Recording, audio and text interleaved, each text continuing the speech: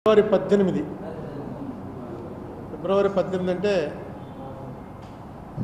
అందరికీ గుర్తొచ్చి ఉంటుంది. 11 ఏళ్ళు అయింది. ఇదే రోజున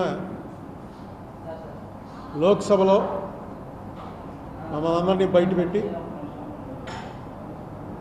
ఓటింగ్ జరపకుండా బిల్లు పాస్ అయిపోయింది అని ప్రకటించారు. ఏంటంటే స్పీకర్ గారికి ఉన్నటువంటి అధికారాల్లో ఎప్పుడైనా ఉత్తినే అవసరం లేకుండా ఓటింగ్ అడుగుతున్నారు ఫర్ ఫ్రివలస్ రీజన్స్.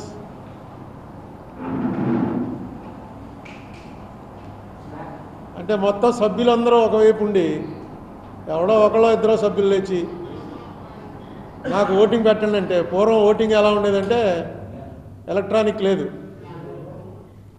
పూర్వం ఓటింగు ఆయస్ అందరూ ఇటేపు వచ్చి నిలబడండి, నోస్ అందరూ ఇటేపు వచ్చి నిలబడండి అని నిలబెట్టి మళ్ళీ స్టాఫ్ వచ్చి లెక్క పెట్టేవారు. అందుకని చెప్పి ఇది పెట్టారు. ఏమనంటే పుట్టిన ఒక సభ్యుడు లేచి ఓటింగ్ అంటే మొత్తం ఇదంతా ప్రక్రియ గంట సేపు పడుతుంది అని పెట్టారే కానీ అది ఎప్పుడు మన పార్లమెంటరీ చరిత్రలో ఎప్పుడూ అది వాళ్ళ ఓన్లీ మన ఆంధ్ర రాష్ట్ర విభజన దగ్గరికి వచ్చేటప్పటికి అది తీశారు బయటికి. ఒక రాష్ట్రాన్ని విభజన చేయడానికి ఎంతమంది అనుకూలం ఎంతమంది ప్రతికూలం అనేది ఓటింగ్ జరగకుండా జరిగింది ఇది ఒకటే. చాలామంది దానికి ఏం చెప్తారంటే ఉంది కదండి స్పీకర్కి అధికారం ఉంది కదా అని. కానీ కాన్స్టిట్యూషన్లో ఆర్టికల్ 100లో క్లియర్గా చెప్పారు ఏ బిల్లు పాస్ చేయాలన్నా సరే ఓటింగ్ జరిగి తీరాలి. మనకు ఓటింగే జరగకుండా బిల్ పాస్ అయిపోయిందని అన్నారు. సరే కాంగ్రెస్ బీజేపీ కలిసిపోయాయండి, కలిసిపోయాక మిగతా వాళ్ళు ఏం చేస్తారు, నోరు మూసుకూరుకోక తప్పదు కదా అని అనుకోవటం తప్పు. అప్పుడు కాన్స్టిట్యూషన్ ఎందుకు, పార్లమెంట్ ఎందుకు, రెండు పార్టీల వాళ్ళు కలిసి ఏ బిల్లులు వేస్తా అనుకుంటే అది అయిపోతుంది. బోర్డు డబ్బు ఖర్చు ఎందుకు లోక్సభ రాజ్యసభ ఇవన్నీను. బీజేపీ వాళ్ళకి వేళ అబ్సల్యూట్ మెజారిటీ ఉంది, అన్ని బిల్లులు పాస్ అయిపోయినట్టే లెక్క. మళ్ళీ ఇంక పార్లమెంట్ ఎందుకు. పోనీ బీజేపీ వాళ్ళకి ఏమన్నా ఇబ్బంది కలుగుతుందేమోనండి, ఎందుకు వచ్చింది మనం ఇప్పుడు వాళ్ళని ఇబ్బంది క్రియేట్ చేయడం అని మేము ఎత్తట్లేదు ఆ విషయం. అంటే డైరెక్ట్గా పార్లమెంట్లో ఏ గొడవ వచ్చినా కాంగ్రెస్ వాళ్ళు లేచి ఏ గొడవ చేసినా వెంటనే మోడీ గారు అమిత్ షా గారు లేస్తారు, లేచి ఏమంటారు, ఏమండి మీరు ఆ రోజు ఏం చేశారు, అసెంబ్లీ కౌన్సిల్ రిజెక్ట్ చేశాక అసలు ఎలా చేశారండి విభజన. అమిత్ షా గారు ఆగస్టు 6, 2019 నాడు లోక్సభలో వేసిన ప్రశ్న పంపించారు కిందకి. అసెంబ్లీ రిజెక్ట్ చేసింది, కౌన్సిల్ రిజెక్ట్ చేసింది, ఎలా చేశారు విభజన అంటే అమిత్ షా గారు అడిగాడు. మోడీ గారు అన్నాడు అసలు మొత్తం అందరినీ బయట పారేసి ఎత్తి అవతల పారేసి తలుపులు మూసేసి టెలికాస్ట్ ఆపేసి మీరు చేసింది ఏ రకంగా అది కాన్స్టిట్యూషన్లో. ప్రధానమంత్రి డైరెక్ట్గా అడుగుతున్నాడు, హోంమంత్రి అడుగుతున్నాడు. ఇంకా వాళ్ళిద్దరికన్నా బీజేపీ ఉంది. మన వాళ్ళు ఎందుకో అసలు నోరెత్తరు. నేను ఎప్పటి నుంచి కోర్టులో వేసిన దాని మీద ఎప్పటి నుంచో ఇదే నాకు ఎజెండాగా పెట్టుకుని వచ్చిన గవర్నమెంట్ నల్లా అడుగుతున్నాను. ఏం లేదు, ఒక్కసారి ఒక చిన్న నోటీస్ ఇవ్వండి పార్లమెంట్లో. ఆ రోజున ఫిబ్రవరి 18, 2014 నాడు జరిగిన దాని మీద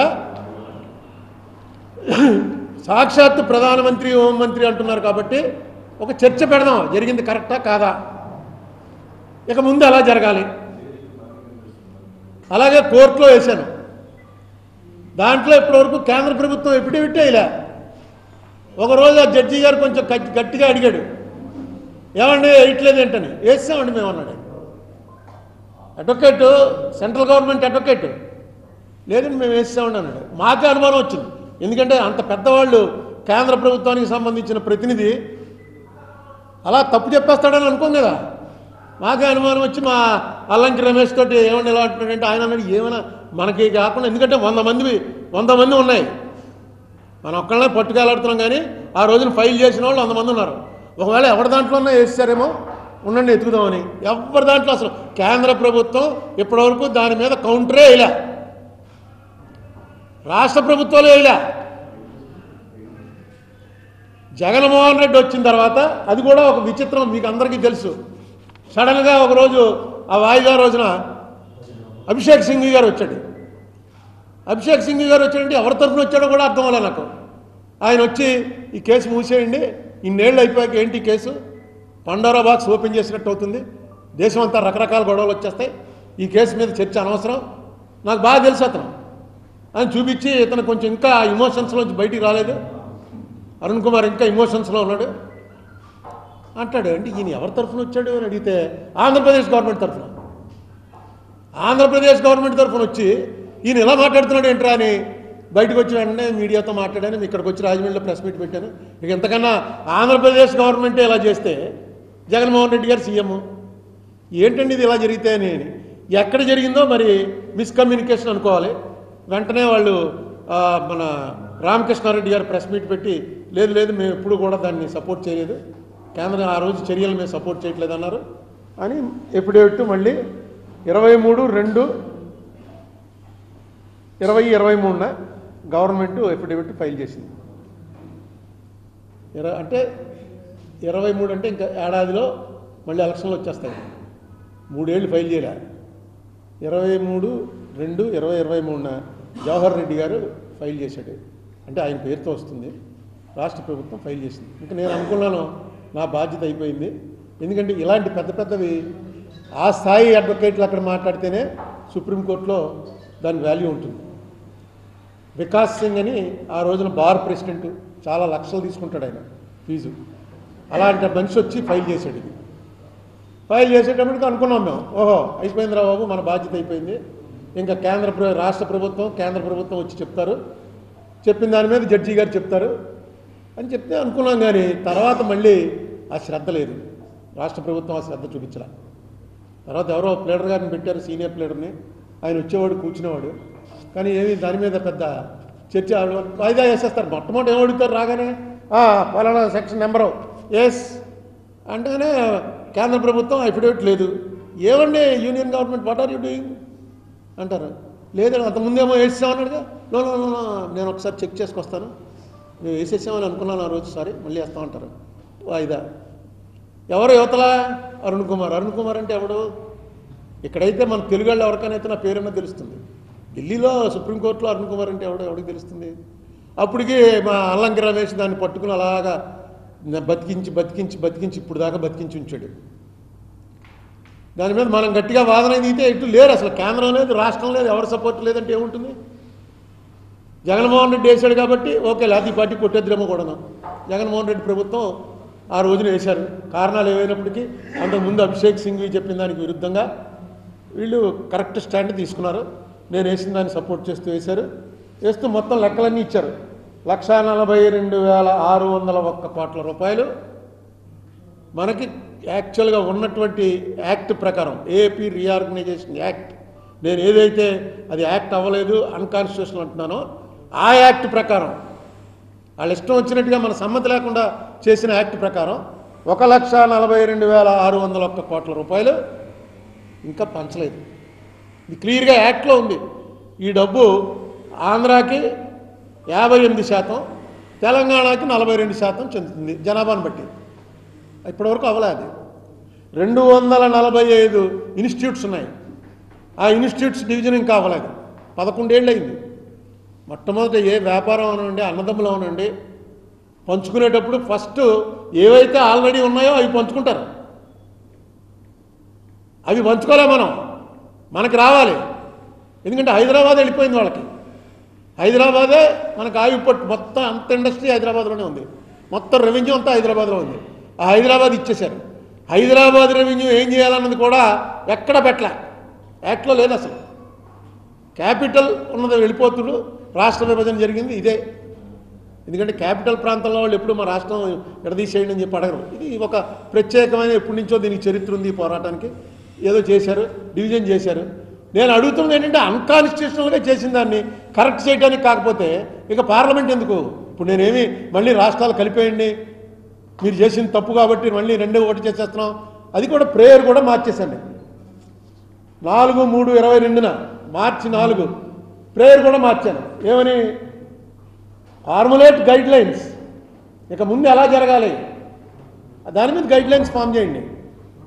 మాకు ఇవ్వాల్సిన డబ్బులు ఇవ్వట్లేదు వాళ్ళు, కేంద్రం ఇవ్వాలి, కేంద్రం ఇవ్వాల్సింది ఇమ్మని అలాగే తెలంగాణ రాష్ట్రం నుంచి మనకేం రావాలో దాన్ని ఇమీడియట్గా సెటిల్ చేయడానికి సుప్రీంకోర్టు ఏం చేస్తుందో చెప్పండి.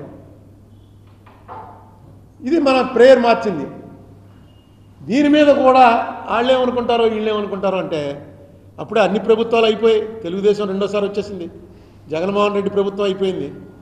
ఇప్పుడు ఎందుకు మళ్ళీ నాకు ఆశ ఏంటంటే పవన్ కళ్యాణ్ అనే మనిషి వచ్చి ప్రభుత్వంలో ఉన్నాడు. ఇప్పుడు ఈ పవన్ కళ్యాణ్ గారు నాకు ఏ రకమైన పరిచయం లేదు. ఒకరోజు సడన్గా ఫోన్ చేశాడు. ఆయన ఫోన్ చేసి మాకు మధ్య పోని ఇరుపక్షాల వాళ్ళకి తెలుసున్న పలానా ఫ్రెండ్ ఉండి ఉంటాడరా, పలానా అల్లుబాబి చెప్పు ఉంటాడు, ఇలా కూడా ఏం లేదు. ఆయన అసలు పరిచయమే లేదు నాకు. చిరంజీవి గారి పరిచయం ఉంది కానీ పవన్ కళ్యాణ్ గారి పరిచయం లేదు. ఆయన ఎప్పుడు నేను చూడలేదు. ఒకరోజు సడన్గా మా ఇంటి దగ్గరికి మీరు అందరూ వచ్చేసారు. ఏంటంటే ఇప్పుడే పవన్ కళ్యాణ్ చెప్పాడండి టీవీలోను, అరుణ్ కుమార్ని పిలుస్తున్నాను, ఫ్యాక్ట్ ఫైండింగ్ కమిటీ వేస్తున్నానని. అని నాకు అప్పుడు తెలియదు, ఎందుకంటే టీవీ చూడలే. అప్పుడు సరే అని చెప్తే మళ్ళీ సాయంకాలం 7 గంటలకు అసలు పవన్ కళ్యాణ్ నన్ను పిలవనివ్వండి బాబు, అప్పుడు చెప్తాను మీకంటే పవన్ కళ్యాణ్ ఫోన్ చేశాడు. చేసి మిమ్మల్ని కలవడానికి రావాలి నేను అంటే, మీరు ఎందుకంటే రావటం, నేనే వస్తాను, నేను హైదరాబాద్ వస్తూనే ఉంటాను, నేను వచ్చినప్పుడు మీ దగ్గరికి వస్తాను. 7వ తారీఖున ఫోన్ చేశాడు ఆయన. 11వ తారీఖున కలిశాను, వెళ్ళి హైదరాబాద్ వెళ్ళాను. 11 ఆయన కలిశాను. 15వ తారీఖున మేమిద్దరమే కూర్చుని 2 గంటలు చర్చించుకున్న తర్వాత 16వ తారీఖున ఫ్యాక్ట్ ఫైండింగ్ అని చెప్పి ఒక కమిటీ వేశాడు ఆయన. దాంట్లో ప్రధాన పాత్ర అంతా ఐఏఎస్ వాళ్ళకి ఇచ్చాడు. పొలిటీషియన్ని నేను ఒక్కనే, అన్ని పార్టీల్ని పిలిచాడు కానీ రాజకీయం నుంచి నన్ను ఒక్కనే ఆయన కూర్చోబెట్టుకున్నాడు వేదిక మీద. పక్కన ఎవరంటే పద్మనాభయ్య గారు, జేపీ జయప్రకాష్ నారాయణ గారు, ఐఓఆర్ కృష్ణారావు గారు, చంద్రశేఖర్ గారు, అంతా ఐఏఎస్లు పెట్టుకున్నాడు. పార్టీలు అందరినీ కొనతాల రామకృష్ణ గారు వచ్చాడు, మన సిపిఐ రామకృష్ణ గారు, పార్టీలు వాళ్ళు అందరూ వచ్చారు, మన ప్రొఫెసర్ నాగేశ్వర్ గారు, వీళ్ళందరూ వచ్చారు, కూర్చున్నారు. ఈ వేదిక మీద మాత్రం నన్ను కూడా పక్కన కూర్చోబెట్టాడు ఆయన. పెట్టి ఫ్యాక్ట్ ఫైండింగ్ రిపోర్ట్ ఒకటి 16వ తారీఖు సాయంకాలం రిలీజ్ చేశాం. 15, 16 2 రోజులు మీటింగ్ అయింది. 74,542 కోట్ల రూపాయలు. ఇందులో ఎక్కువ పాత్ర ఎవరిదంటే పద్మనాభయ్య గారిది. ఆయన సీనియర్ మోస్ట్ ఐఏఎస్ ఆఫీసర్.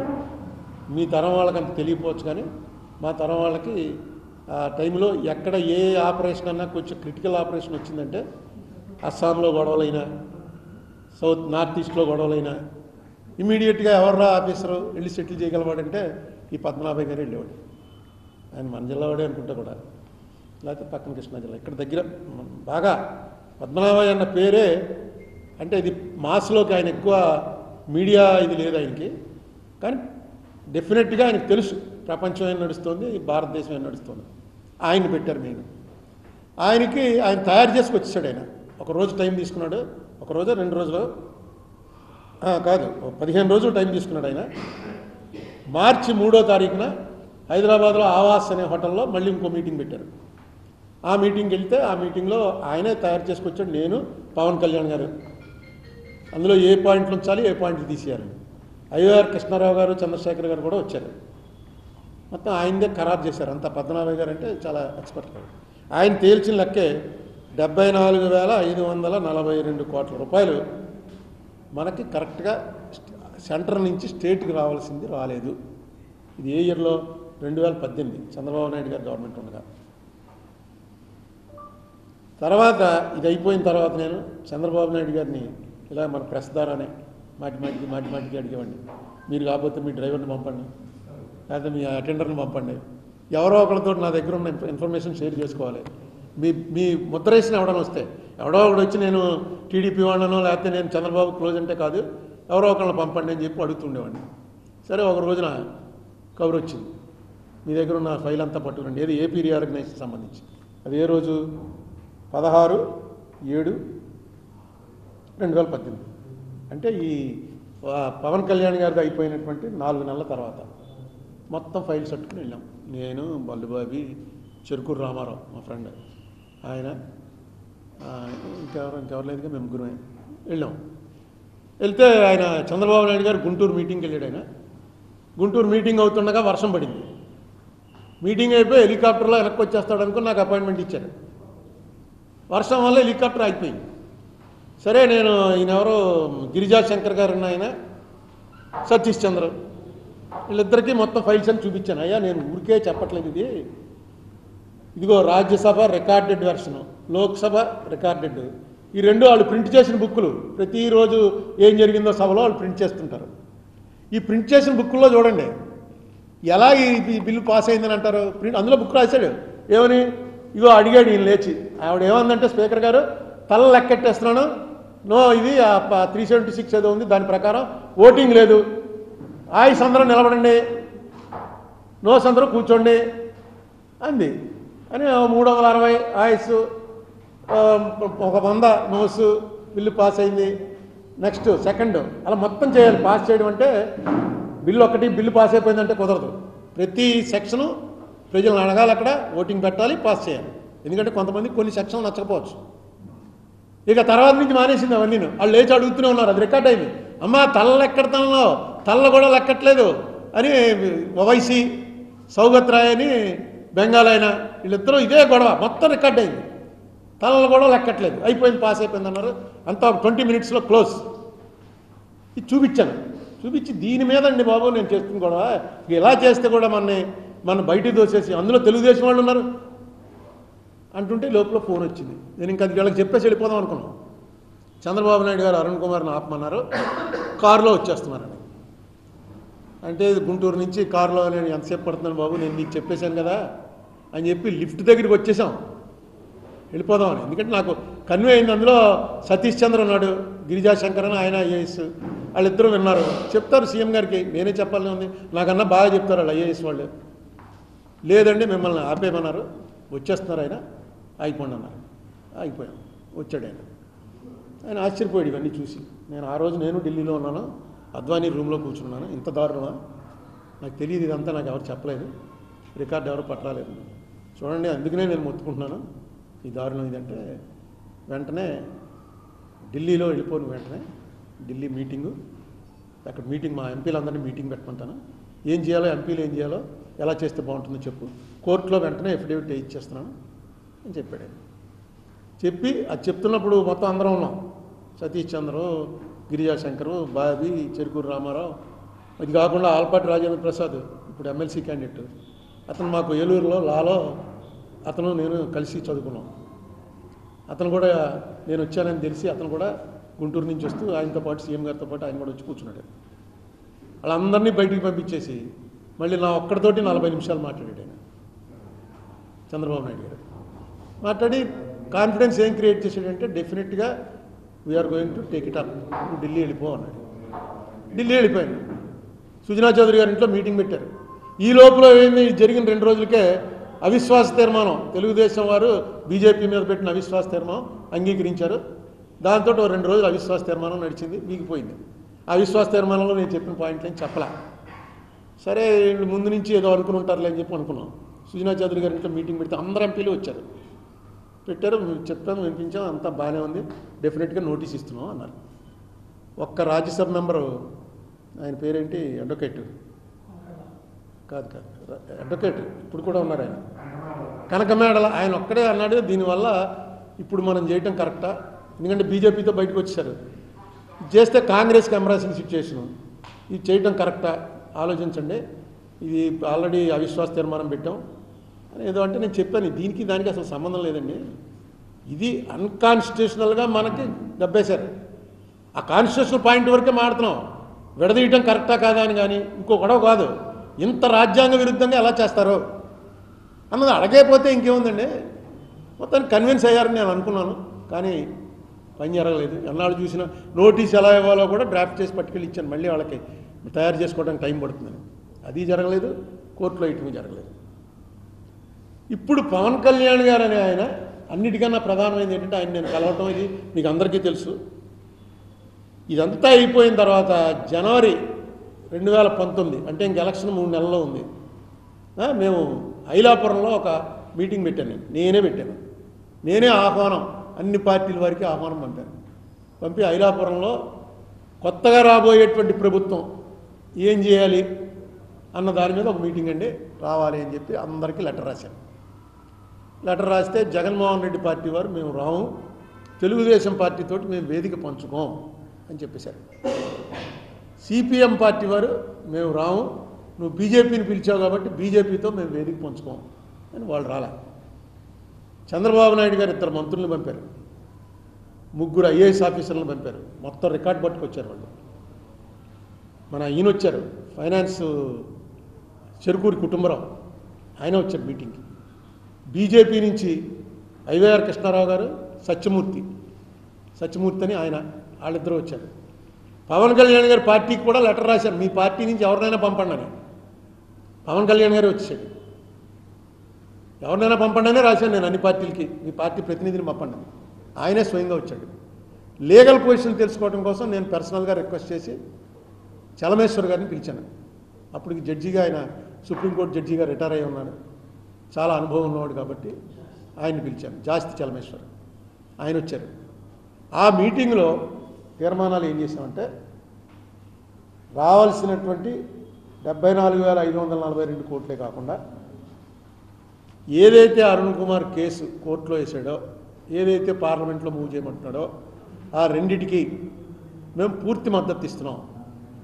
అన్ని పార్టీలు, కొంచెం సిపిఐ వాళ్ళు, ఎందుకంటే ఆ రామకృష్ణ గారు అన్నాడు, మేము అప్పుడు సపోర్ట్ చేశాం కదా విభజనని, ఇది విభజన చేసింది తప్పు అన్నది ప్రేయర్ మార్చేశానండి.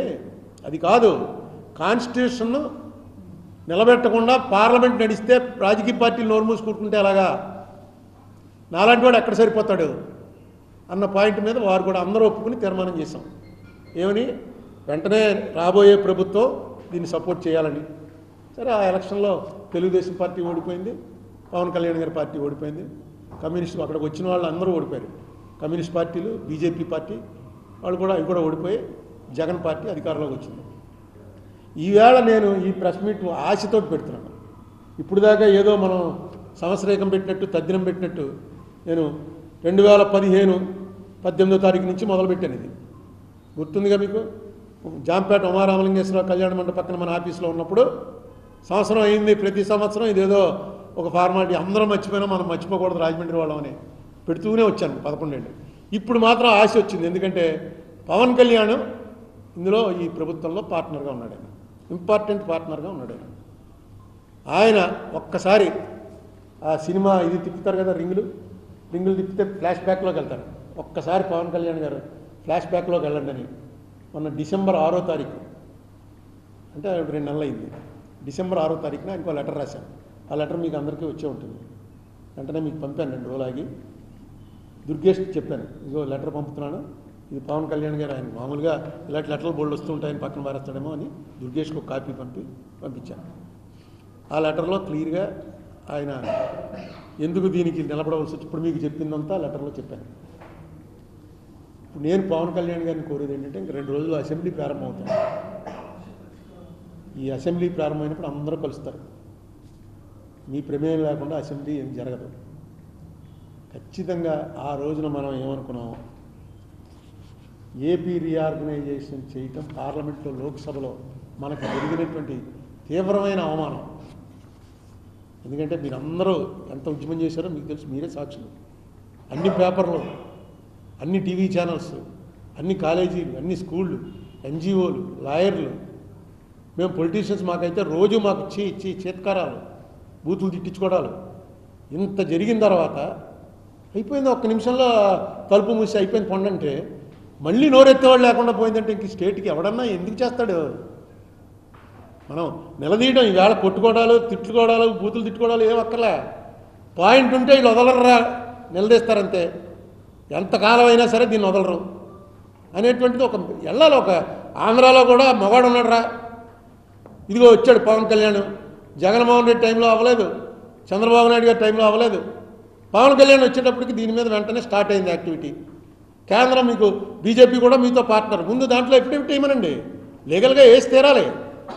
నా కెపాసిటీ సరిపోక ఇక్కడ నా పాత్రలో ఎవడన్నా పెద్ద అడ్వకేట్, ఏ కపిల్ సిబల్ లాంటి వాడో, మీ సిద్ధార్థ లోదరా లాంటి వాడో, మొన్న వచ్చినటువంటి ముకుల్ రోహతగి లాంటి వాడో ఉంటే కోర్టుని బట్టి కడిగేస్తారండి. మనకేంటంటే కోర్టులో పద్ధతి, అదే ఆ పద్ధతి మారాలి కూడాను. సీనియర్ అడ్వకేట్ ఇస్తేనే టైం ఇస్తారు, చిన్న వాళ్ళకి టైం ఇవ్వరు. ఇంకా నేనేదో మాజీ ఎంపీని అది ఉంది కాబట్టి పక్కన అక్కడ కోర్టులో అందరికీ తెలుసున్నవాడు, బాగా ప్రాక్టీస్ ఉన్నవాడు, అల్లంకి రమేష్ వాళ్ళ బ్యాచ్, అతనితో పెద్ద ఫర్ము, అందులో 7-8 అడ్వకేట్లు. నేను వెళ్ళినప్పుడల్లా వాళ్ళందరూ వచ్చి నిలబడతారు. దీంతో మనం మాత్రం ఈ మాత్రమే ఉంటున్నారు అన్నమాట.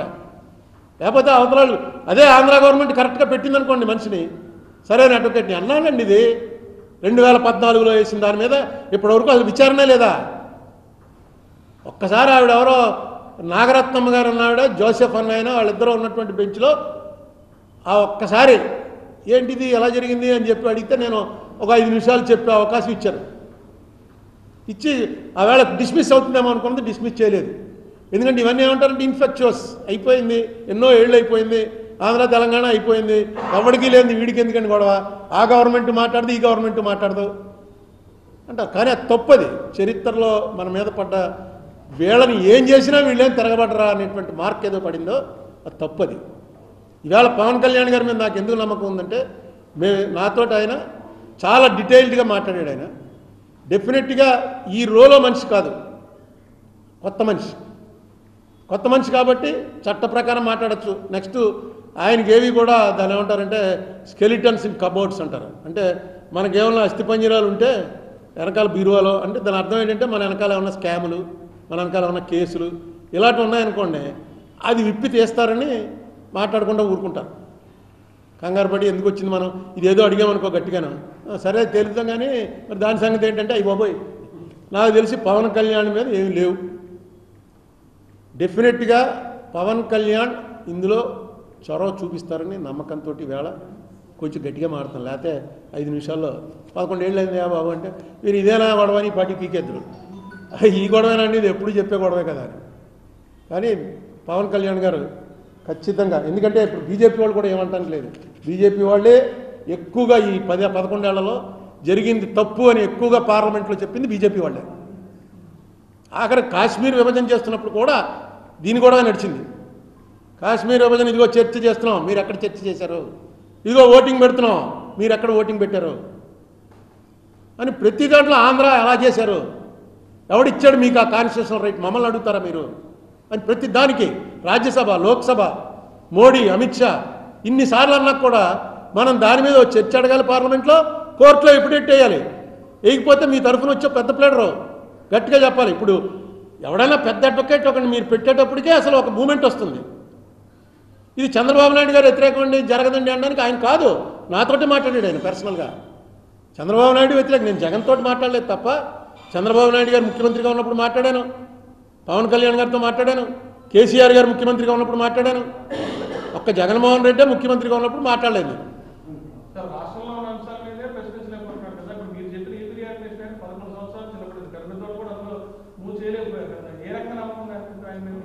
మేము ఇద్దరం ఆడుకున్న మాటలను బట్టి నాకు ఆయనకి ఏర్పడిన స్వల్ప పరిచయంలో నాకు ఎందుకో పవన్ కళ్యాణ్ ఈజ్ డిఫరెంట్ అనిపించింది. ఏమి లేదనుకోండి, ఇప్పుడు ఈ ప్రెస్ మీట్ తర్వాత కూడా డిఫరెంట్ కాదు అనిపిస్తుంది. అదేముంది పెద్ద. పవన్ కళ్యాణ్ కేంద్ర ప్రభుత్వం చేత ఎఫిడేవిట్ వేయించాలి, రాష్ట్ర ప్రభుత్వంలో అడ్వకేట్ జగన్మోహన్ రెడ్డి వేసిన ఎఫిడేవిట్ ఏదైతే ఉందో ఎఫిడేవిట్ చాలా విపులంగా డీటెయిల్గా వేసాడు. ఆ ఎఫిడేవిట్ని సపోర్ట్ చేయండి. ఇప్పుడు అదేదో కరెంటు కొనుగోలులో జగన్మోహన్ రెడ్డికి 2,000-3,000 కోట్లు అంది అని వచ్చిందా, పేపర్లో వచ్చింది కదా. 2,000 కోట్లు అమెరికా ఆదాని ఇచ్చేశాడు, అంతా మోసం చేశారని. ఈవేళ అందులో విత్డ్రా అవుతున్నారా? అవుతుందా ప్రభుత్వం? ఎందుకు అవ్వట్లేదు? ఆ పాత ప్రభుత్వం చేసినటువంటి దాంట్లో డైరెక్ట్గా కరప్షన్ ఉంటే వెంటనే అవ్వాలి, ఇల్లీగల్గా జరిగిన దాని మీద వెంటనే అవ్వచ్చు. లేదండి 2,700 కోట్లు ఇవాళ చూశాను పేపర్లో, 2,700 కోట్లు ఫైన్ కట్టాలి కాబట్టి దాన్ని కంటిన్యూ చేస్తున్నారు అని. అంటే ఆ లంచాలు తినేసి రాష్ట్రానికి 1,00,000 కోట్లు నష్టం వచ్చేది కూడా రద్దు చేసుకోవడానికి లేకపోతే ఇక రాష్ట్ర ప్రభుత్వాలు ఎందుకు? అయినా అది ఎందుకు కంటిన్యూ చేస్తున్నారు? ఏవో లీగల్ ఇంప్లికేషన్స్ ఉండుంటాయి, బిజినెస్ ఇంప్లికేషన్స్. అది చేస్తున్నప్పుడు జగన్మోహన్ రెడ్డి వేసిన ఎఫిడేవిట్ని కంటిన్యూ చేస్తూ కోర్టులో ప్రొసీడింగ్ స్టార్ట్ చేయడానికి నష్టం ఏం లేదు. జగన్ చెప్పినవన్నీ మేము వ్యతిరేకం చేస్తామని అనక్కల వేసింది. ఆల్రెడీ రాష్ట్ర ప్రభుత్వం పార్టీ అయింది, వేసింది. ఇప్పుడు మీరు దాన్ని ఇంకా సమర్థవంతంగా తీసుకెళ్ళండి ముందుకి. నేను చంద్రబాబు నాయుడు గారి ప్రభుత్వం ఒకటి వచ్చి ఉంటే నేను అడగకపోదును, ఎందుకంటే ఆయన అడగడం అయింది, ఆయన ఒప్పుకోవడం జరిగింది. ఏమున్నాయో ఇబ్బందులు, ఇప్పుడు ప్రభుత్వాలు నడపడంలో సంకీర్ణ ప్రభుత్వం అక్కడ సెంటర్లో ఏ ఇబ్బందులు ఉన్నాయో మనమేముంది ఊరికే ప్రెస్ మీట్ పెట్టి చెప్తూ ఉంటాం, దానివల్ల వచ్చే నష్టాలు ఏమున్నాయో. కానీ ఈవేళ ఆయన ఒప్పుకున్న విషయం, ఆయన మీద ఆధారపడి ఉన్నటువంటి ప్రభుత్వం అక్కడ ఇంతకన్నా మంచి అవకాశం ఆంధ్ర రాష్ట్ర ప్రజలకి ఇంకెప్పుడు రాదు. ఇది ఒక్కటే కాదు, మన మీద ఆధారపడి కేంద్రంలో ప్రభుత్వం ఉండటం, అక్కడ ఉన్నటువంటి ప్రభుత్వం ఏ నష్టం లేదు. ఇప్పుడు మనం చెప్పిన పని చేస్తే కేంద్రానికి నష్టం లేదు, రాష్ట్రానికి నష్టం లేదు. నెక్స్ట్ ఇక్కడ రేవంత్ రెడ్డి ఉన్నాడు, మీ శిష్యుడు. మీరిద్దరూ కలిసి మాట్లాడుకుంటే ఇమీడియట్ అదే మాట నేను రాజశేఖర రెడ్డి గారి వర్ధంతి సభలో చెప్తే, జయంతి సభలో గుంటూరులో చెప్తే నా మీద చాలా ట్రోలింగ్ చేశారు. రేవంత్ రెడ్డిని సపోర్ట్ చేస్తూ మాట్లాడతావా, కాంగ్రెస్ పార్టీ వచ్చేటప్పటికి వీడికి ఇంకా కాంగ్రెస్ వదలలేదు అని రకరకాల ట్రోలింగ్ చేశారు. ఖచ్చితంగా కాంగ్రెస్ పార్టీ ఇప్పటికీ చెప్తున్నాను నేను, కాంగ్రెస్ పార్టీ ఇది డిసైడ్ చేయవలసి వస్తే తెలంగాణలో కాంగ్రెస్ పోయినా పర్లేదు, కానీ ఏదైతే యాక్ట్లో పెట్టామో ఆ యాక్ట్లో ఇవ్వాల్సిందే అని చెప్పి తీరుతుంది. ఎందుకంటే మాకు ఉదాహరణ ఉంది, మీకు అనేక సార్లు చెప్పాను. కావేరీ జలాల గురించి 0.6 TMC తమిళనాడుకి రిలీజ్ చేయండి అని కేంద్ర ప్రభుత్వం చెప్పింది. కర్ణాటకలో కాంగ్రెస్ ప్రభుత్వం, తమిళనాడులో ఎప్పటికీ కాంగ్రెస్ రాదు తెలుసు అందరికీను. అయినా సరే సుప్రీంకోర్టు చెప్పింది కాబట్టి నీళ్ళు వదలండి అన్నారు. కర్ణాటక సీఎం నేను ధర్నా కూర్చుంటాను కానీ నేను వదలన్నాడు. వదలకపోతే నిన్ను వదిలిపించి ఇంకొన్ని పెట్టుకుంటాం, కోర్టు ఇచ్చిన ఆర్డర్స్ ఖచ్చితంగా ఇంప్లిమెంట్ చేయవలసిందే అన్నారు. పర్యవసానం ఏమైంది, కర్ణాటకలో ఓడిపోయింది కాంగ్రెస్, బీజేపీ నెగ్గింది. అలాగే ఇక్కడ ఆంధ్ర తెలంగాణ చూసాం కదా, మనం ప్రామిస్ చేసాం, మాట ఇచ్చాం, చేసేస్తాం అంతే. ఆంధ్రాలో ఏ ఉండవు గురు, డిపాజిట్లు ఉండవంటే పోతే పోయింది. మనం అన్నమాట నుంచి ఎలా వెనక్కి వెళ్తాం, చేసేసారు. ఆ ఉద్దేశంతో అన్నాను, రేవంత్ రెడ్డి అనేవాడు నాకేం క్లోజ్ ఫ్రెండ్ కాదు, ఏం కాదు. కాంగ్రెస్ ప్రభుత్వం ఖచ్చితంగా లా ప్రకారం వెళ్తుందని నాకు నమ్మకం. ఒక్క ఆంధ్రప్రదేశ్ డివిజన్లో మాత్రమే అన్ని పక్కన పెట్టాళ్ళు ఇష్టం వచ్చినట్టు చేశారు. దానికి కారణం బీజేపీ సపోర్టు. సరే ఏదైనా అది అయిపోయింది. అప్పుడు మోడీ గారే లేడు, మోడీ గారు కేంద్రంలో లేడు, అసలు ఆయనే ఆ బురద ఆయన ఎత్తుకోక్కర్లేదు. అలాగే చంద్రబాబు నాయుడు గారు లేడు ఇక్కడ అధికారంలో. పవన్ కళ్యాణ్ అప్పటికి రాజకీయం పార్టీయే పెట్టలేదు. సో మంచి ఐడియల్ టైము, మిమ్మల్ని ఎవడో ఏమంటానికి సరిపోరు, తీసుకొచ్చి ఇది రైజ్ చేయండి. ఇది రైజ్ చేయడం వల్ల స్టేట్కి మంచి జరుగుతుంది. ముందు రావాల్సిన వస్తాయి, తర్వాత జరిగింది తప్పురా అంటే నాలాంటి అడిగి కొంచెం అమ్మ మనం ఆ రోజు చేసిన తప్పేం కాదు, ఇదిగో తేల్చింది, సుప్రీంకోర్టే తేల్చింది, తప్పు ఇంకెప్పుడు ఎలా చేయకండి అంటే చాలు. ఇదే నేను కోరుతున్నది, ఇదే పెద్ద కోరిక కాదు అని ఆ వేళ లెక్క తేల్చాం. అసలు దాని మీద చర్చేది ఎన్ని మీటింగ్లు పడతాయండి, ఐఏఎస్ ఆఫీసర్ల మీటింగ్లు అంటారు, మంత్రులు తెలంగాణ ఆంధ్ర మంత్రులు కూర్చుంటా ఉంటారు, కేంద్రం పిలిచిందంటారు. ఏదైనా అవుట్కమ్ వచ్చిందా, ఎందుకు రాలేదంటే మన వీక్నెస్. ఇది ఎంత పొలిటికల్ అది మర్చిపోకండి. ఇక్కడ మన పాయింట్ని బట్టి జరుగుతుంది అనుకోండి, పాయింట్ బట్టి జరగడానికి కోర్టులో అవకాశం ఉంది. అదే జరిగింది ఇప్పుడు కోర్టులో. ఇప్పుడు నేను అల్పప్రాణి అయినా కోర్టు వారు రూల్ ప్రకారం ఇది చేయాలి అన్నారు మార్గదర్శి కేసులో. కోర్టులో టైం పడుతుంది, కానీ కోర్టులో నేను సరిపోను. నేను నా తరఫున ఆంధ్రప్రదేశ్ గవర్నమెంట్ నేను అడిగిన రోజునే వచ్చుంటే జగన్మోహన్ రెడ్డి గారికి నేను 2020లోనే రాశాను. 19లో అధికారంలో వచ్చాడు, 20లో రాశాను. 22 దాకా ఆయన వచ్చి ఎఫిడవిట్ వేయలేదు. వేసుంటే అప్పుడే వచ్చినది, ఈ పార్టీ తేలిపోను. ఆయన ఎఫిడవిట్ వేసాక మళ్ళీ బతికింది. సరే ఇప్పుడు చంద్రబాబు నాయుడు గారు అందులో నాకు సపోర్ట్ చేయరని తెలుసు, నేను అడగను. ఇప్పుడు వాళ్ళకు ఉన్నటువంటి సంబంధాలు బట్టి వాటిని బట్టి ఈ గవర్నమెంట్ ఏం చేస్తుంది అన్న దాని మీద నేను వెళ్ళను అసలు. కానీ పార్లమెంట్లోనూ గవర్నమెంట్లోనూ అలా కాదు, ఖచ్చితంగా ఇచ్చిపుచ్చుకోవడాలే. నీ బలాన్ని బట్టే నీకు వస్తుంది, నీ టాక్టిక్స్ని బట్టే నీకు వస్తుంది. నాకు తెలిసి చంద్రబాబు నాయుడిని మించినటువంటి టాక్టిక్స్ ఉన్నటువంటి వాళ్ళు ఎవరు లేరు. ఖచ్చితంగా ఆయనకు ఉంది టాక్టిక్స్, స్టేట్ కోసం వాడండి. పవన్ కళ్యాణ్ ఖచ్చితంగా మొండిగా చెప్పగలడు, ఇది నో, ఇది జరగడానికి వీల్లేదని చెప్పమని కోరుతున్నాను.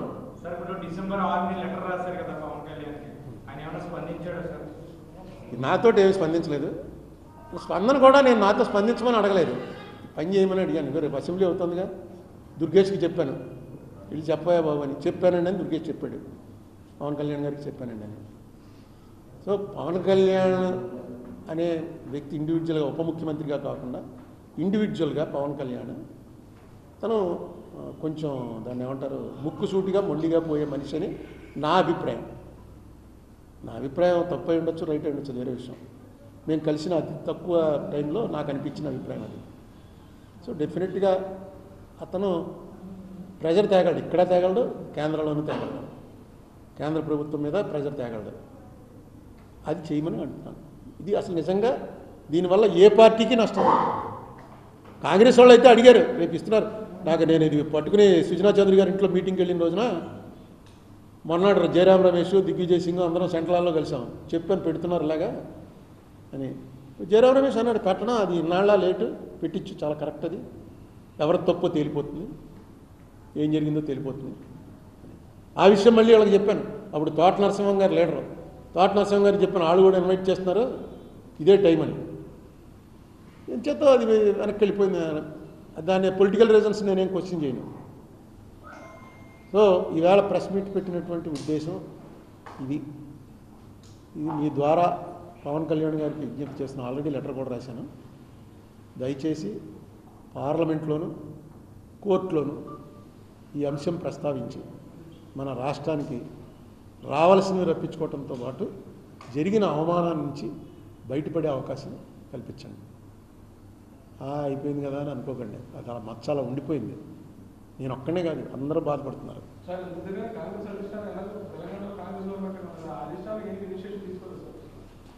వాళ్ళు ఎలా తీసుకుంటారండి, మనం తీసుకోవాలి. ఇప్పుడు నువ్వు నాకు డబ్బులు ఇవ్వాలి గురు, నీకు ఇచ్చేయాలనే ఉంది. నువ్వు నా చుట్టూ తిరగవు కదా, నేను వచ్చి నిన్ను అడగాలి. మా అరుణ్ కుమార్ ఇంటికి వెళ్ళాను, ఇంట్లో లేటండి, ఆఫీస్కి వెళ్తే ఆఫీస్లో లేటండి, గదిలో కూర్చొని పావుగంట రాదంటే ఇవ్వకూడదు. వాళ్ళు మనకి ఇవ్వాలి, ఇవ్వాల్సింది వాళ్ళు.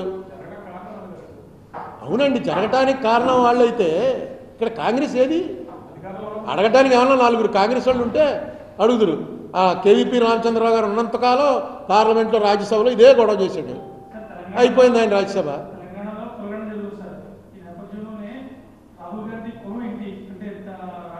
అది అందరికీ తెలియని విషయం ఏంటంటే, కులం అడిగితే ఎవడన్నా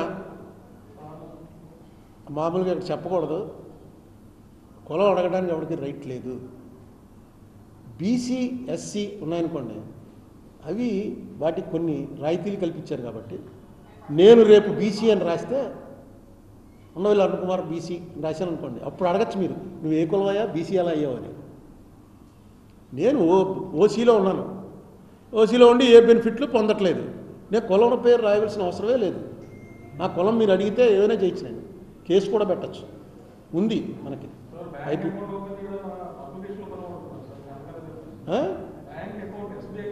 అందరూ పెట్టేస్తున్నారు, మనం ఎవడో అడగట్లేదు. పోలీస్ స్టేషన్లో తీసుకెళ్ళి, కర్ణాటకలో అనుకుంటాను, పోలీస్ స్టేషన్కి తీసుకెళ్ళి కులం అడిగితే వాడు తీసుకెళ్ళి ఎస్ఐని సస్పెండ్ చేయించాడు. ఎవడు పడతాం మనం? అన్ని చోట్ల అసలు కులం లేకుండా ఏమీ లేదు. అడిగేవాడు ఎవడు? నువ్వు బీసీ అని రాస్తే నీ కులం అడగచ్చు, ఎందుకంటే కాదా అవునా అని, అది లిస్టులో ఉందా లేదా అని అడగటానికి. ఎస్సీ అని రాస్తే ఎస్సీ కులంలో కూడా బయట వాడు ఊరికే ఎస్సీ బెనిఫిట్ల కోసం రాశాడు ఆయన, అది కూడా అంతవరకే. కులం అడిగేటువంటి రైట్ లేదు. అప్పుడే నువ్వు చెప్తున్నాను కదా, అకౌంట్ ఎవరో నాకు తెలుసు, పోలీస్ స్టేషన్లో ఎఫ్ఐఆర్ రాయరు, కానీ దాని మీద ఫైట్ చేసిన వాడు ఎవడో, ఇక నాలాంటి వాడు ఎవడో పట్టుకోవాలి. పట్టుకుని వీడికి మెంటలు ఎక్కువైందండి, పెద్దడు అయిపోయాడు ఒకడు, 70 దాటిపోయి కదండి, కొంచెం అలాగే అయిపోతాడని.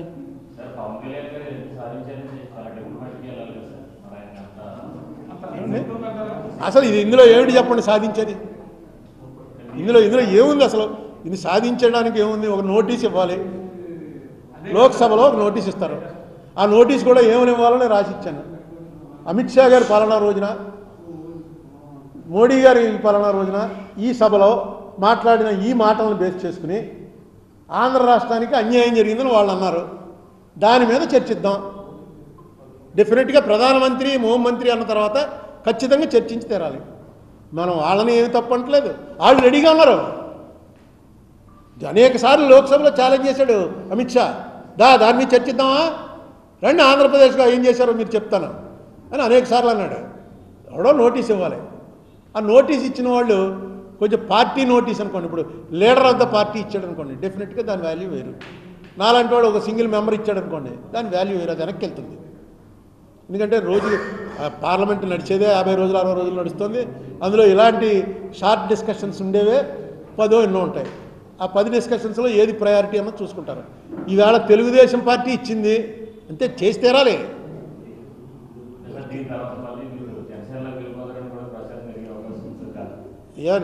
నేను అనేక సార్లు చెప్పాను, నాది వాలంటరీ రిటైర్మెంట్, కంపల్సరీ రిటైర్మెంట్ కాదు.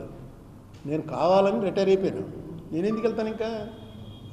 కంపల్సరీగా తోసేసి ఏ అవకాశం లేకుండా ఖాళీగా ఉంటే ట్రై చేసుకుంటూ ఉంటాం, అందులోకి వెళ్దామా ఇందులోకి వెళ్దామా అని.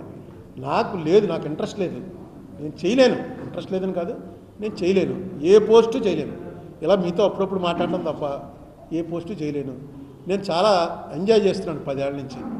నా లైఫ్ చాలా బాగుంది, నా హెల్త్ బాగుంది, బీపీలు షుగర్లు అన్నీ కంట్రోల్లో ఉన్నాయి.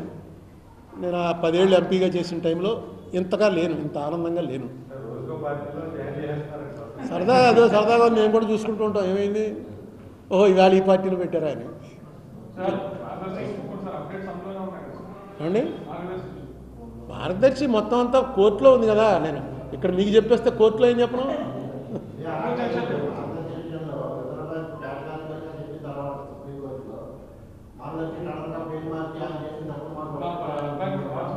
అంటే ఇందులో ఒక చిన్న ఇదేంటంటే క్రిమినల్ కేసు ఇది రామోజీరావు గారి మీద ట్రయల్ కోర్టులో రాజశేఖర రెడ్డి గారు సీఎంగా ఉండగా కృష్ణంరాజు గారు అనే ఐపీఎస్ ఆఫీసర్ ఇచ్చిన కంప్లైంట్ క్రిమినల్ కంప్లైంట్.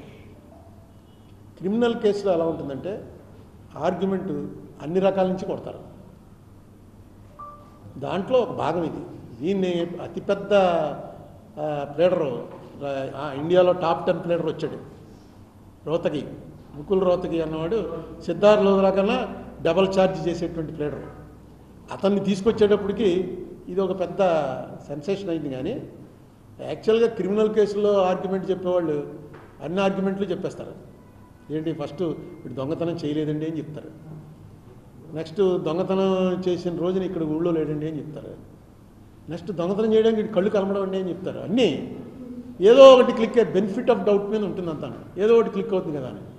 అలాగే వాళ్ళు వచ్చి ఈ చెప్పిన వాదన, వాళ్ళు చేసే వాదన అన్ని కేసుల్లో అందరూ చేస్తారు. కానీ ఇక్కడ చిన్న ఇదేంటంటే ఎవరికైతే సంబంధం లేదు కొడుకునే అన్నారో కొడుకే వేసాడు పిటిషన్. ఆయన ఒక 3 నెలలు 4 నెలల క్రితం నా తండ్రి గారి ఇదే కేసులో నా తండ్రి గారిది వారసత్వం నాది, నేను ఇప్పుడు హెచ్యుఎఫ్ కర్తని, అందుకని ఈ లిటిగేషన్లో పాల్గొనే అవకాశం నాకు ఇవ్వండి అని ఆయనే ఒక పిటిషన్ వేశాడు. ఆ పిటిషన్ వేస్తే నేను ఆన్లైన్ అపీర్ అవుతున్నాను, జడ్జి గారు నన్ను అడిగాడు ఏంటి నీకేమైనా అభ్యంతరం అని. నాకు అర్థం లేదండి అసలు అని చెప్పాను. నాకు అర్థం లేదండి అసలు ఎందుకు ఈ పిటిషన్ ఎందుకు ఇప్పుడు అది అవసరం లేదు వేశారు. ఎందుకు వేశారో మరి ఏదో లీగల్గా వాళ్ళ ప్లాన్ వాళ్ళకు ఉంటుంది.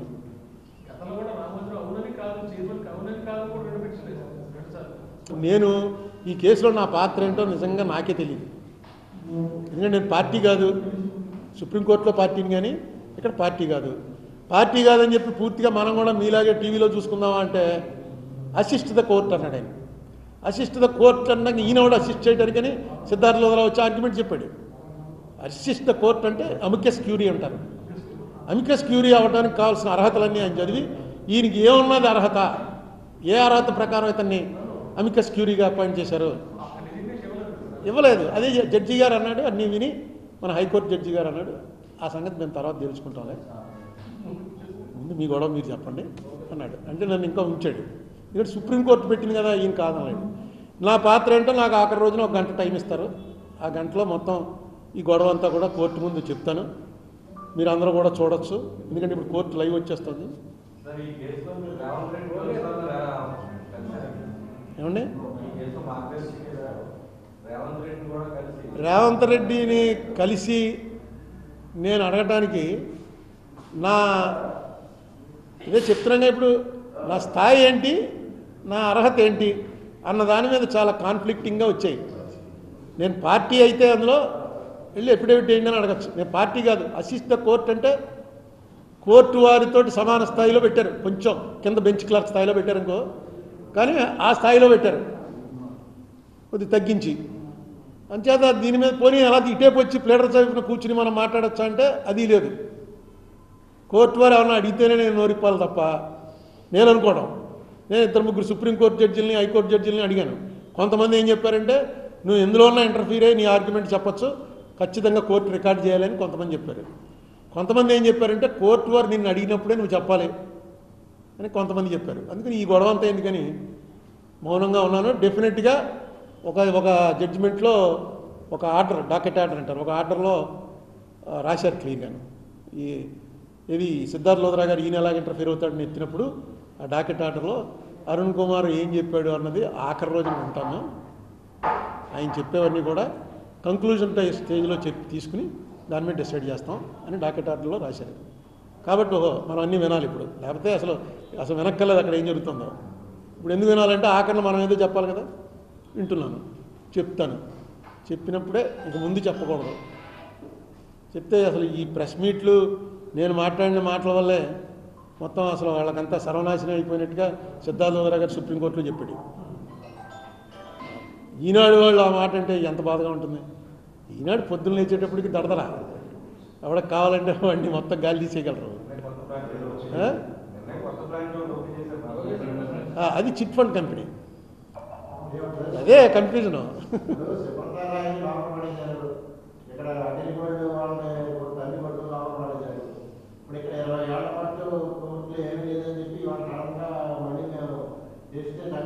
నేను అనేక సార్లు ఇక్కడ చెప్పాను, మళ్ళీ చెప్తున్నాను. ఈ కోర్టులో శిక్ష పడిందా లేదా అన్నది నేను ఏనాడు కూడా తీవ్రంగా పరిగణలోకి తీసుకోలే. రామోజీరావు గారిని కానీ వారి సంస్థలను కానీ నాశనం చేయాలని అనేటువంటి ఉద్దేశం కానీ ఆ కక్ష కానీ నాకు ఉండే అవకాశమే లేదు. మనంతా లోక సంస్థ సుఖినోభవంతు. కానీ ఒక యద్యదాచరతి శ్రేష్ఠ, అనేక సార్లు చెప్పాను ఈ శ్లోకం. యద్యదాచరతి శ్రేష్ఠ తత్త దేవేతరో జన సయత్ ప్రమాణం కురితే లోకస్తదనువర్తతే. ఒక ఫామ్లో ఉన్న శ్రేష్ఠుడైనటువంటి వ్యక్తి తప్పు చేస్తే మొత్తం సమాజం అంతా కూడా అది ఫాలో అవుతుంది. కృష్ణుడు అర్జునుడు చెప్తాడు, నీ యుద్ధంలోంచి నువ్వు పారిపోయావంటే ఓహో ఇది కరెక్ట్ అనమాటని రేపు నుంచి అందరూ పారిపోవటం మొదలెడతారు. నీకు పారిపోవాలని ఉన్నా సరే నువ్వు శ్రేష్ఠుడైనటువంటి వ్యక్తి కాబట్టి దెబ్బలాడవలసిందే. అదే రామోజీరావు గారు లాంటి ఒక పెద్ద మొఘల్, మీడియా మొఘల్, మీకు అందరికీ తెలుసు, దేశం మొత్తం మీద హయ్యెస్ట్ ఇన్ఫ్లుయెన్స్ ఉన్న వ్యక్తి చట్టం అంటే తీసి పక్కన పారేసినప్పుడు అతను ఏమీ చేయలేకపోతే ఇక మామూలు వాళ్ళు ఎందుకు పాటిస్తారు చట్టం? ఇందులో జరిగింది తప్పు అని కోర్టు చెప్పిన రోజున నేను అయిపోయినట్టే, ఆల్రెడీ నా వారు అయిపోయినట్టే లెక్క. ఎందుకంటే రిజర్వ్ బ్యాంక్ చెప్పేసింది. రిజర్వ్ బ్యాంక్ వచ్చి ఎప్పుడైతే కోర్టులో ఎఫిడవిట్ వేసిందో ఇది తప్పు చేస్తున్నాడు, అనేక సార్లు హెచ్చరించాం, మా మాట లెక్క చేయలేదు, మా దగ్గర మెన్ మెషిన్ లేదు కాబట్టి మేము ఏం చేయలేకపోయాం, రాజశేఖర రెడ్డి ప్రభుత్వం కాదు చేసింది, ఇది మేము చేయమంటే చేశాడు. ఇదే మాట మేము ఎన్నిసార్లు చెప్పినా కాదు కాదు కాదు అన్నారు. ఈవేళ రిజర్వ్ బ్యాంకే చెప్పింది, ఏ రోజుల్లో ఎప్పుడెప్పుడు నోటీసులు ఇచ్చారో అన్నీ చెప్పారు. సో ఇక ఏం జరుగుతుంది దీని మీద అన్నది నేను ఇందులో టు అసిస్ట్ ద కోర్ట్ అన్నారు కాబట్టి ఇది చూపిస్తున్నాను. కానీ లేకపోతే నా వరకు నేను నా వాదన కరెక్ట్ అన్నది అయిపోయింది. అదే చెప్తున్నాను అనేక సార్లు. వాళ్ళు ఎందుకు చేయవలసి వచ్చింది, మేమెందుకు సబ్జెక్ట్ డివియేట్ అయిపోతుందని చెప్పేసి ఒక ఇది వచ్చింది మార్గదర్శకం మీద. మొన్న నాకు పోలవరం మొదటి నుంచి కూడా ఎన్విరాన్మెంటలిస్టులు అందరూ కూడా ఎన్వైరన్మెంటలిస్ట్ ఉంటారు. ఒక ఆయన ఇక్కడ మనకి పతంజలి శాస్త్రి గారు ఉన్నాడు, ఇంకొక ఆయన శివాజీ గారు అని చెప్పి వైజాగ్లో ఉంటాడు. వీళ్ళంతా శివాజీ గారు నాకు ముఖ పరిచయం లేకపోయినా ఫోన్ చేస్తున్నారు, ప్రొఫెసర్ అయినా. వీళ్ళందరూ పోలవరం చాలా డేంజర్, రాజమండ్రి కొట్టుకుపోతుంది జాగ్రత్త అని చెప్పి అంటూ ఉండేవారు. మనం ఎప్పుడు దాన్ని ఇలాగే అంటారులే ఎన్వైరన్మెంటలిస్టులు, ఎందుకంటే అడవులు పోతాయి, నిజంగా దానివల్ల నష్టం ఉండొచ్చు, కానీ వాటర్ కదా మెయిన్ అనే ఉద్దేశంలో ఉండేవాడిని. మొన్న ఎప్పుడైతే డయాఫ్రమ్ వాల్ కొట్టేసిందో దాని మీద నాకున్న నాలెడ్జ్లో రకరకాల వ్యక్తులతో మాట్లాడి తీస్తే ఆ వేళ ఏదైతే వచ్చి కొట్టేసిందో ఆ కొట్టేసినటువంటి ఫోర్స్ లాంటిది మనకు 4 ఏళ్ళకి ఒకసారి వస్తుంది. అంటే ఎప్పుడు రిస్క్ ఉంది, మరి అది టెక్నాలజీ వాళ్ళకి తెలియాలి. అన్నిటికన్నా రీసెంట్గా ఓ పేపర్లో చూశాను, బంకమట్టితో కడతారట. ఇప్పుడు మట్టి రాయితోటే కడతారు. ఏది డ్యామ్ ఆ dam earth cum rock filled dam. Rock అంటే రాయి, ఎర్త్ అంటే మట్టి కలిపి కొండ, ఒక ఆర్టిఫిషియల్ కొండ తయారు చేస్తారు, ఆ కొండ ఆపుతుంది. అది బంకమట్టితోటి కట్టాలి అని ఒక ఆలోచన వచ్చింది అని చెప్పి పేపర్లో చూశాను, మీరు కూడా చూసే ఉంటారు. అంటే అర్థం ఏంటంటే ఒకవేళ కొట్టుకుపోతే బంకకి కొంచెం జిగురు ఉంటుంది కాబట్టి ఒక్కసారి వచ్చి పడేరుకుని కొట్టేయకుండా స్లోగా కొట్టుకుపోయేలా చేద్దామని ఆలోచన కానీ అనుకుంటే, బాబు జాగ్రత్తగా చూడండి, డిజైన్ కరెక్టా కాదా. డయాఫ్రమ్ వాల్ ఎట్టి 300 కోట్ల రూపాయలు ఖర్చు పెట్టి వరల్డ్లో టాప్ వాళ్ళు బావర్ కంపెనీ, ఆ బావర్ కంపెనీ వాళ్ళు వచ్చేస్తే అది కొట్టుకుపోవటం ఏంటి. మళ్ళీ 900 కోట్లు 1000 కోట్లు పెట్టి మళ్ళీ కడతారట, మళ్ళీ బావర్ కంపెనీ వాళ్ళే కడతారట. నాకు అంత నాలెడ్జ్ లేదు. డెఫినెట్గా ఇందులో ఏదో రిస్క్ కనబడుతోంది. దానికి తగ్గట్టుగా గవర్నమెంట్ వారు మాట్లాడుకుని పిలిచి ఇదేదో మనం ఇంత డబ్బు ఖర్చు పెట్టేసి వెళ్ళిపోయాం వెనక్కి అనేటువంటి బ్యాడ్ వస్తుందేమోనో ఇంకోటనో ఫీల్ అవ్వకుండా ఇటువంటి వాటిలోనే పవన్ కళ్యాణ్ గారు కొంచెం సీరియస్గా ఇన్వాల్వ్ అవ్వాలి. అయ్యి అసలు యాక్చువల్గా వాళ్ళు పిలిచి ఆ డిజైన్ వాళ్ళతో కూర్చుని ఏంటి డిజైన్ ఆగుతుందా లేదా, ఇలాంటివి ఎక్కడ కట్టారు, ఈ టైప్ ఆఫ్ శాండ్ ఉన్న చోట ఎక్కడెక్కడ జరిగింది, వరల్డ్లో ఎక్కడ కట్టారు, నిలబడ్డాయా పోయాయా, ఇవన్నీ తెలుసుకోవాలి. రాజశేఖర రెడ్డి గారి గవర్నమెంట్లోనే 2 డయాఫ్రామ్ వాల్ కట్టాలి అని సిఎన్ఐ కంపెనీ చెప్పింది అంటున్నారు. ఏం చెప్పుండొచ్చు.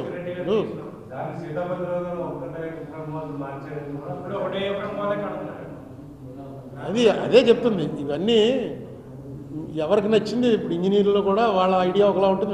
ఒక ఆయన ఆయన ఉండేవాడు తోట హనుమంతరావు గారు. ఆయన ఏమంటాడంటే అసలు ఈ రాక్ఫీల్డ్ డ్యామే తప్పు అన్నాడు ఆయన. ఎందుకంటే ఈ డ్యామ్ అయిన నిలబడదో పోతుంది, తప్పు ఇది. 4-5 ప్లేసులు చెప్పాడు ఆయన. చెప్పి ఈ 4-5 ప్లేసుల్లో ఆనకట్టలు కట్టండి, ఇక్కడింత ఇక్కడింత ఇక్కడింత అని. రాజశేఖర రెడ్డి గారు వెంటనే ఏం చేశాడంటే ఒక టీమ్ ఆఫ్ ఇంజనీర్స్ని ఆయన దగ్గరికి పంపాడు. ఆయన దగ్గరికి తోట హనుమంతరావు ఇంటికి. అందులో మన వెంకటేశ్వరరావు కూడా ఉన్నాడు. ఎవరో ఇక్కడ సిఈ చేశాడు. ఇప్పుడు మళ్ళీ ఆయనే సిఈ. ధవళేశ్వరంలో వెంకటేశ్వరరావు గారు ఉండేవారు కదా, ఆయన చంద్రబాబు టైంలోనూ ఆయనే, జగన్ టైంలోనూ ఆయనే, మళ్ళీ ఇప్పుడు ఆయనే. పోలవరం మీద ఆయనకి డెఫినెట్గా నాలెడ్జ్ ఉంది. వాళ్ళంతా వెళ్ళారు. ఆ బుక్ కూడా ఉంది మన లైబ్రరీలో. ఒక బుక్ వేశారు అప్పుడు రాజశేఖర రెడ్డి టైంలో. ఏంటంటే హనుమంతరావు గారు వేసిన ప్రశ్నలకు ఒక్కోదానికి ఈ ఇంజనీర్లు సమాధానం ఇచ్చారు. సమాధానం ఇస్తూ రాసుకొచ్చారు. నేను చదివాను. నాకున్న నాలెడ్జ్లో కన్విన్సింగ్గానే చెప్పారు. ఆయనది తప్పు, మీ తప్పు అంటే త్రిబుల్ అయిపోతుంది ఎక్స్పెండిచరు, దాని ఫలితాలు రావు అని. అయితే ఈ డయాఫ్రమ్ వాల్ పోయిన తర్వాత నాకు భయం పట్టుకుంది. కరెక్ట్ జరుగుతుందా తప్పు జరుగుతుందా అని. అంటే ఎత్తుకి దానికి సంబంధం లేదు. ఎత్తు తగ్గించడం రిహాబిలిటేషన్ డబ్బులు లేక, ఎత్తు తగ్గితే కెపాసిటీ తగ్గిపోతుంది.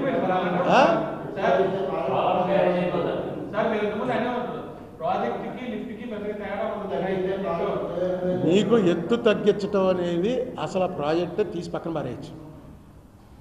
ఎత్తు తగ్గించడం అనేది కరెక్ట్ కాదు. జగన్మోహన్ రెడ్డి టైంలో కూడా ఫస్ట్ ఫేజ్ 41 అంటే అప్పుడు నేనేదో ప్రెస్ మీట్ పెడితే నాకు కౌంటర్గా ఎవరో ఒక ఆయన వచ్చి కావాలంటే వచ్చి టేప్ పెట్టి కొలుచుకో, అన్ని మీటర్లో పెడతాము అని చెప్పి అన్నాడు ఆయన. నేను అప్పుడు ఓకే అంటే అన్ని మీటర్లో కడతాను. తర్వాత అక్కడ ఇంజనీర్లు నాకు చెప్పింది ఏంటంటే కడతారు కానీ నీళ్ళు ఆపరండి, కట్టేస్తారు. నీళ్ళు ఆపామనుకోండి అక్కడ రీహాబిలిటేషన్ డబ్బు 6,000 కోట్ల నుంచి 30,000 కోట్లు పెరిగిపోతుంది.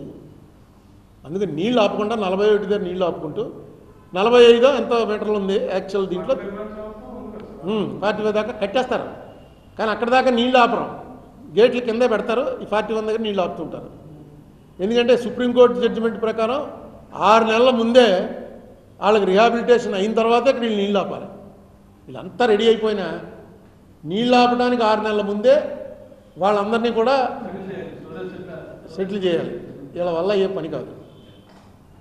అందుకనే 41 అన్నారు. అది జగన్ టైంలో కూడా 41కి ముందు పూర్తి చేద్దామని అనుకున్నాడని నేను అనుకుంటున్నాను. ఏమంటే ఇవన్నీ జగన్ తగ్గించడానికి ఒప్పుకున్నాడు, ఆయన తగ్గించడానికి ఒప్పుకున్నాడు, ఇవన్నీ తప్పు. నాకు మొన్నే తెలిసింది ఈ కాఫర్ డ్యామ్ ఎందుకు కొట్టేశారు. కాఫర్ డ్యామ్ కట్టేసింది, పూడ్చలేదు, కొట్టేసింది. అందుకే అందులోంచి వాటర్ వచ్చేసి జగన్ చెప్తున్నాడు కదా, అసెంబ్లీలో చెప్పాడు, వాటర్ ఫోర్స్గా వచ్చింది, కొట్టింది, డయాఫ్రమ్ వాల్ పోయింది. కారణం ఏంటంటే ఆ కాఫర్ డ్యామ్ అనేది ముయ్యలేదు.